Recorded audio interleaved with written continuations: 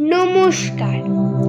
ছন্দের জাদুকর কবি সত্যেন্দ্রনাথ দত্তের লেখা দেশের মাটি। মধুর চেয়েও আছে মধুর, সে এই আমার দেশের মাটি।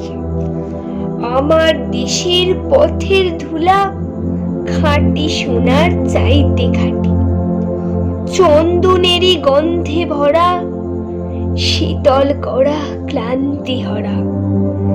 যেখানে তার অঙ্গ রাখি, সেখানটাতেই শীতল পাটি।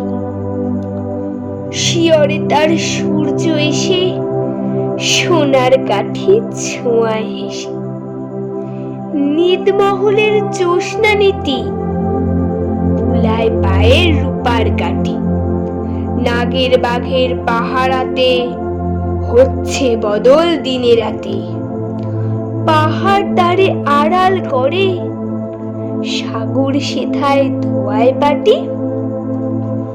মৌল ফুলের মাল্য মাথায়, লীলা কমল গন্ধে মাতায়।